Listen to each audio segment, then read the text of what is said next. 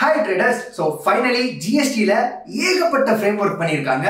So super duperான updates ஓட நான் எடுத்துட்டு வந்திருக்கேன். So நமக்கு எந்த லெவலுக்கு இதுல இம்பாக்ட் இருக்க போகுது. So நீங்க வாங்கக்கூடிய soap, oil, then வந்து பாத்தீங்கன்னா FMCG ப்ராடக்ட்ல எல்லாத்துலயும் இருந்து then வந்து நம்ம home appliance, then வந்து பாத்தீங்க அப்படின்னா கார், என்னது பைக், டிவி, ஃப்ரிட்ஜ், இந்த மாதிரி ஏகப்பட்ட ப்ராடக்ட்ஸுக்கு GST வந்து ரெடியூஸ் பண்ணியிருக்காங்க. ஸோ ஒன் பை ஒன்னா என்னென்ன செக்மெண்ட்ஸுக்கு எப்படிலாம் வந்து ஜிஎஸ்டி வந்து ஃப்ரேம்வொர்க் சேஞ்ச் ஆகிருக்கு, அட் சேம் டைம் எந்தெந்த ஸ்டாக்ஸுக்கெல்லாம் இது பாசிட்டிவ் இம்பேக்ட் கொடுத்துருக்கு அப்படிங்கிறதையும் நம்ம வந்து இந்த வீடியோவில் ஃபுல்லாக பார்த்துடலாம். ஸோ ஸ்கிப் பண்ணாமல் நம்ம சேனலை சப்ஸ்கிரைப் பண்ணிட்டு வீடியோவை ஃபுல்லாக பாருங்க. ஸோ வாங்க வீடியோக்குள்ள போயிடலாம். ஸோ ஆக்சுவலாக வந்து எஃப்எம்சிஜி ப்ராடக்ட் அப்படின்னு எடுத்துக்கிட்டாலே உங்களுக்கு எல்லாத்துக்குமே தெரிஞ்சிருக்கும். நம்ம வாங்கக்கூடிய ஆயில், சோப்பு, ஸோ இந்த மாதிரியான பேசிக்கான ஐட்டம்ஸ் எல்லாத்துக்குமே வந்து பார்த்தீங்க அப்படின்னா ஏர்லியராக வந்து பார்த்தீங்கன்னா அதிகப்படியான ஜிஎஸ்டிஸ் வந்து கலெக்ட் பண்ணிட்டு இருந்தாங்க. ஸோ 12 to 18% ஜிஎஸ்டியை வந்து கலெக்ட் பண்ணிட்டு இருந்தாங்க.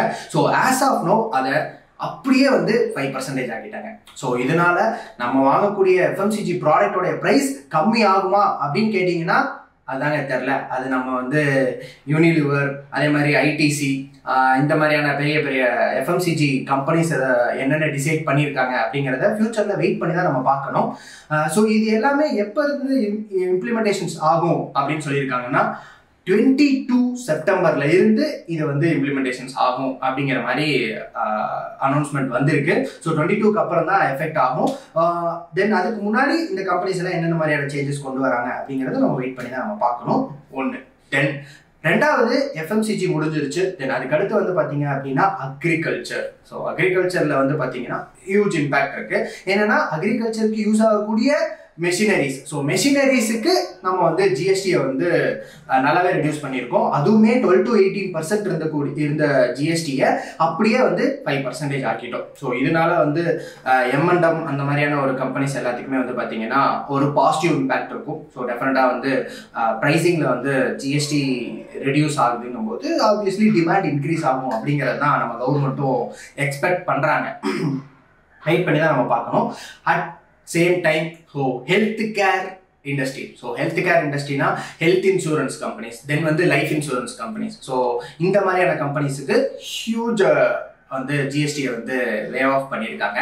ஆக்சுவலாக வந்து ஏர்லியராக ஹெல்த் இன்சூரன்ஸ் எடுக்க போனீங்க அப்படின்னா உங்களுக்கு 18% ஜிஎஸ்டி வந்து அப்ஃப்ரண்ட்டாக வாங்குவாங்க. But as of now the ஜிஎஸ்டிங்கிறத 0 பண்ணிட்டாங்க. ஸோ ஹெல்த் இன்சூரன்ஸுக்கு ஜிஎஸ்டி கிடையாது.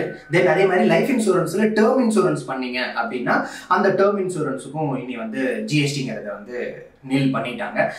மற்ற அதர் இன்சூரன்ஸ்லாம் வந்து பார்த்தீங்க அப்படின்னா 5% வரைக்கும் ஜிஎஸ்டி அப்ளிகபிள் பண்ணுவாங்க அப்படிங்கிறது எதிர்பார்க்கப்படுது. ஸோ இதனால நம்ம HDFC, ICICI, தென் வந்து மேக்ஸு, இந்த மாதிரியான கம்பெனிஸ் எல்லாமே வந்து பார்த்தீங்க அப்படின்னா ஆப்வியஸ்லி ஒரு பெரிய பாசிட்டிவ் இம்பேக்ட் இருக்காது, ஒரு நியூட்ரலான இம்பேக்ட் தான். என்ன ரீசன் கேட்டிங்கன்னா ஸோ மக்களுடைய பையிங் எந்த லெவலுக்கு இருக்குது அப்படிங்கிறதையும், ஆனால் இவங்க பே பண்ணக்கூடிய ஜிஎஸ்டியை எதுவும் வந்து ரீஃபண்ட் வாங்க முடியாது.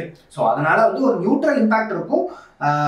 அதையும் நம்ம வந்து பொறுத்திருந்து பார்க்கலாம். அட் சேம் டைம் அடுத்து எஜுகேஷன். ஸோ எஜுகேஷன் ப்ராடக்ட்டுக்கு நம்ம வந்து ஜிஎஸ்டியை வந்து ரெடியூஸ் பண்ணியிருக்காங்க. ஸோ எஜுகேஷன் ப்ராடக்ட்னா உங்களுக்கு எல்லாத்துக்குமே தெரிஞ்சிருக்கும். நம்ம வாங்கக்கூடிய பேனா, பென்சில், நோட் புக்கு, ஸோ இந்த மாதிரியான ஐட்டம்ஸ்க்கு எல்லாத்துக்குமே வந்து பார்த்தீங்க அப்படின்னா 5% இருந்த ஜிஎஸ்டியை அப்படியே 0 பண்ணிட்டாங்க. ஸோ இதுக்கு எந்த விதமான ஜிஎஸ்டியும் கிடையாது அப்படிங்கிற மாதிரி சொல்லியிருக்காங்க. ஆப்வியஸ்லி நம்ம ஸ்டாக்ஸ் ஐடிசி வந்து ஆப்வியஸ்லி ஒரு பாசிட்டிவ் இம்பேக்ட் இருக்கிறதுக்கான சான்சஸ் இருக்கு. அண்ட் ஃபைனலி த ஹோம் அப்ளையன்ஸுக்கு வந்து பார்த்தீங்க அப்படின்னா டிவி, ஃப்ரிட்ஜு, இந்த மாதிரி ஐட்டம்ஸ்க்கு எல்லாத்துக்கும் வந்து பார்த்தீங்கன்னா 28% ஜிஎஸ்டி வாங்கிட்டு இருந்தாங்க. ஸோ இந்த 28% நம்ம இப்போ 18% மாற்றிட்டாங்க.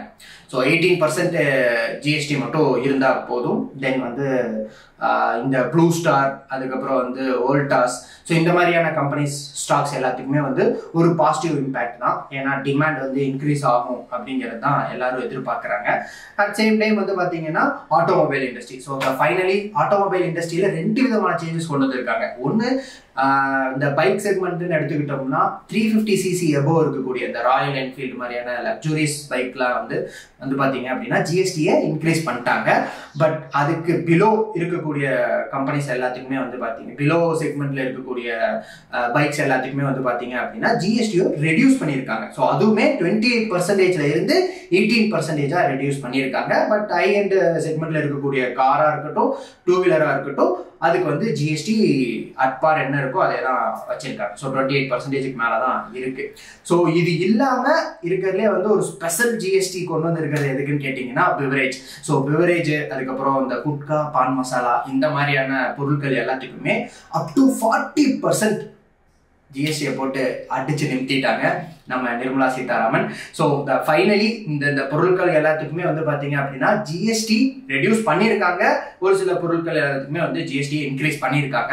பட் நம்ம எக்கனாமிக்கலாக வந்து பார்க்க போனோம்னா ஒரு மேஜர் லாஸ் வந்து கவர்மெண்ட்டுக்கு இருக்கும்.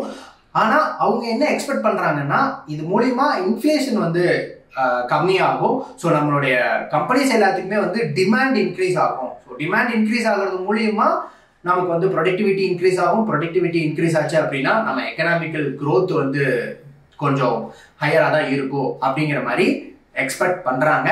ஸோ தென் ஃபைனலி இந்த சேஞ்சஸ் எல்லாமே பண்ணியிருக்காங்க. இந்த சேஞ்சஸ் செப்டம்பர் 22க்கு அப்புறம் என்னென்ன பாசிட்டிவ் இம்பேக்ட் ஆக போகுது அப்படிங்கிறத நம்ம வெயிட் பண்ணி தான் நம்ம பார்க்கணும்.